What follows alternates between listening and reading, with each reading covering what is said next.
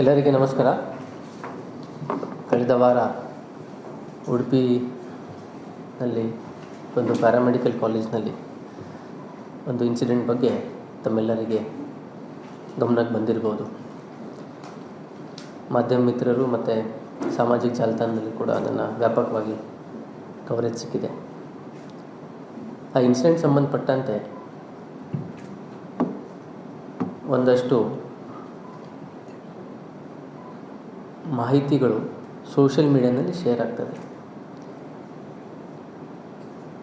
ಒಟ್ಟಾರೆ ಇಲ್ಲಿ ತನಕ ಪೊಲೀಸ್ ಇಲಾಖೆ ಹತ್ರ ಇರುವ ಮಾಹಿತಿ ಮೇಲೆ, ಆ್ಯಸ್ ಆನ್ ಟುಡೇ ಇಲ್ಲಿ ತನಕ ನಮ್ಮ ಹತ್ರ ಇರುವ ಮಾಹಿತಿ ಮೇಲೆ ಮತ್ತು ಸೋಷಿಯಲ್ ಮೀಡಿಯಾನಲ್ಲಿ ಏನೋ ಕೆಲವು ರೂಮರ್ಸ್ ಅಂತ ಹೇಳ್ಬೋದು, ಮಿಸ್ಇನ್ಫಾರ್ಮೇಷನ್ ಅಂತ ಹೇಳ್ಬೋದು, ಕೆಲವರು ಕಾಳಜಿದಿಂದ ಬರಿತಾ ಇರ್ಬೋದು, ಕೆಲವರು ಬೇರೆ ಉದ್ದೇಶದಿಂದ ಬರಿತಾ ಇರ್ಬೋದು.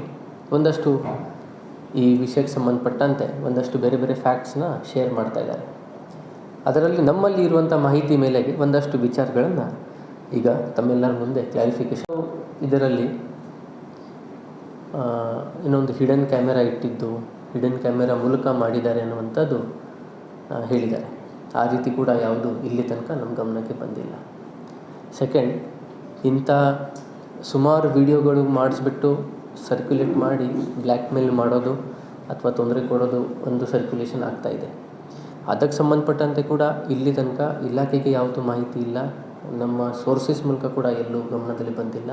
ಅಥವಾ ನಾವು ಸಹ ಸಾಮಾಜಿಕ ಜಾಲತಾಣದ ಮೇಲೆ ನಿಗಾ ಇಟ್ಟಿರ್ತೇವೆ, ಎಲ್ಲ ಸೋಷಿಯಲ್ ಮೀಡಿಯಾ ಪ್ಲ್ಯಾಟ್ಫಾರ್ಮ್ಸ್ ನಾವು ಸಹ ನೋಡ್ತಾ ಇರ್ತೇವೆ. ಅಲ್ಲಿ ಸಹ ಈ ರೀತಿ ವಿಡಿಯೋಸ್ ಸರ್ಕ್ಯುಲೇಟ್ ಆಗಿರುವಂಥದ್ದು ನಮ್ಮ ಗಮನಕ್ಕೆ ಬಂದಿಲ್ಲ.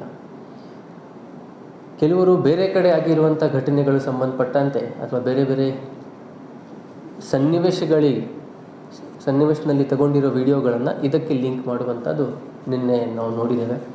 ಅದಕ್ಕೆ ನಮ್ಮ ಸೋಷಿಯಲ್ ಮೀಡಿಯಾ ಹ್ಯಾಂಡಲ್ಸ್ ಮೂಲಕ ನಾವು ಅದಕ್ಕೆ ಸಂಬಂಧಪಟ್ಟಂತೆ ಕ್ಲಾರಿಫಿಕೇಷನ್ ಸಹ ಕೊಡ್ತಾ ಇದ್ದೇವೆ.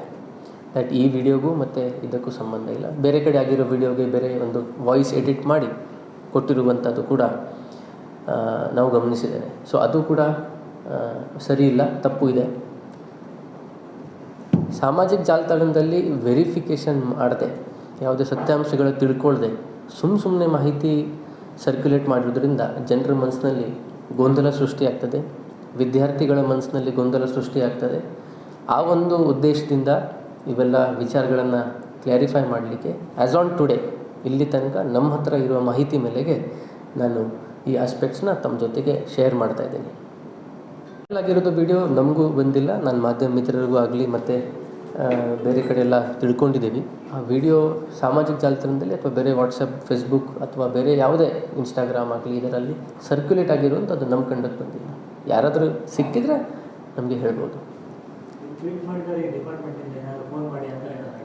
ಫಸ್ಟ್ ಆಫ್ ಆಲ್ ಟ್ವೀಟ್ ಮಾಡೋದವ್ರದ್ದು ಅಕೌಂಟು ಫೇಕ್ ನಿಜ ಅದು ತಿಳ್ಕೊಬೇಕಾಗಿತ್ತು, ಅಥವಾ ಬೇರೆ ಹೆಸರು ಯೂಸ್ ಮಾಡಿಕೊಂಡು ಬೇರೆ ಯಾರಾದರೂ ಅದನ್ನು ಮಾಡ್ತಿದ್ದಾರೆ ಅಂತ.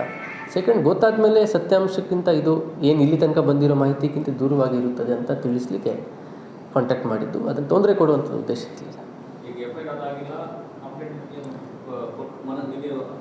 ಇಲ್ಲ.